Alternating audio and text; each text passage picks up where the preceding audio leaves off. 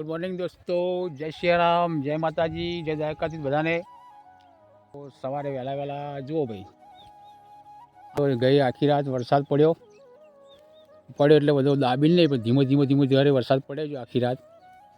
સવારે થોડો વિરામ આવ્યો હતો, અમે આવી જાવ ખેતરો. જુઓ આ 4 વાઢવા માટે, ગાયોને 4 વાઢવા માટે.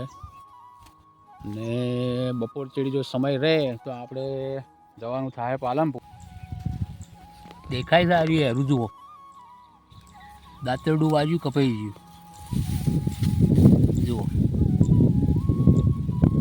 હું વાળતો તો દાંતરડું આવ્યું, પૂંછડીની કપાઈ ગઈ લાગે બિચારાની. એ જુઓ ચો જબાકા મારે, જુઓ કપાઈ ગયું બિચારું.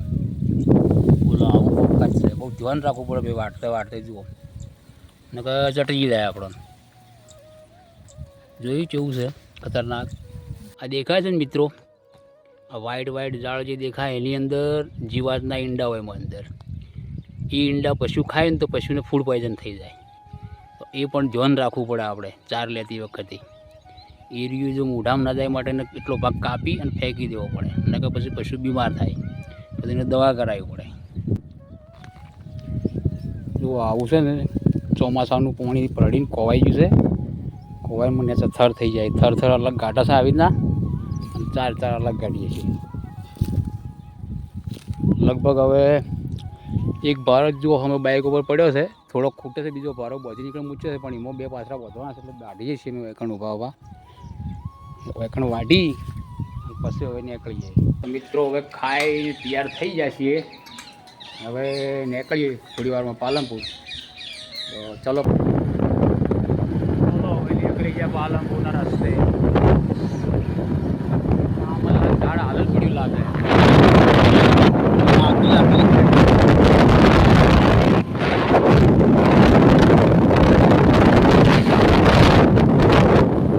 જુઓ ભાઈ વરસાદ ચાલુ થઈ ગયો, રસ્તામાં જુઓ જાતે આ પેટ્રોલ પંપ નજીક ઝાડના વાઠે ઊભા છીએ. કાન ઓછાય થોડો રહી જાય પછી આગળ નીકળીએ. આ દેખાય ને પુલ નવો બને છે ચોકડી. આ આખો બાયપાસ પુલ બને છે. અવરોધ થતું હતું વખત ટ્રાફિકમાં કામકાજ ચાલુ જ છે પુલનું. એ કથોમણ ચોકડી પાલનપુર. વહીથી ભાઈને ફોન કરીએ, રસ્તા બધા લોક છે એટલે પૂછી લઈએ કે ચી બાજથી જવાનું છે, ચી બાજથી નહીં જવાનું. તો ફોન કરીને પૂછી લઈએ પછી આગળ નીકળીએ. તો આ પાલનપુર અમદાવાદ હાઈવે જુઓ ટ્રાફિક કેટલું જોમ છે. ટ્રાફિક જોમ હોવાનું કારણ કે આગળ જુઓ પુલનું કામકાજ ચાલુ છે, એટલે 2 બાજુ 2 રસ્તા વેચીને વચ્ચાથી વચમાં કામકાજ ચાલુ છે, એટલે હાલ થોડી તકલીફ એટલા માટે છે. વરસાદ થોડો વધારે ચાલુ એટલે વજન કોટ હોય ને વજન કોટે ઊભા છીએ, થોડો ફરો પડે એટલે વળી પાછા નીકળીએ. આજુ તો વરસાદ બંધ થાય ને ચાલુ થાય, બંધ થાય ને ચાલુ થાય, એવું થાય. હાલ તે પણ પાલનપુર તો આવી જાય છીએ, હજી જવાનું છે હજી પહોંચી જાય નહીં. તો અમે પાલનપુર સિટીમાં આવ્યા. મહા મુશ્કેલી બેન જે પુલ છે ને રેલવેવાળો, તો પોલીસવાળા પર રોકી તપાસ માટે ઊભા હોય છે. એન્ટ્રી થવાનો રસ્તો બહુ ટ્રાફિક હતી. મોડે અડધો કલાક હું એકણ આવ્યો દવા લેવા માટે. વહીથી સીધો નીકળી જાય, સીધો 12 સિટી 12 વસ્તુઓ લઈને. તો થોડું કોમ છે પતાય સીધા પછી ઘર ભેળા. જો ભાઈ અમે આવી જાય છીએ એકણ હાલ હવે પાલનપુર પ્રજાપતિ વિદ્યા સંકુલમાં. સાંજના કેટલા વાગ્યા છે?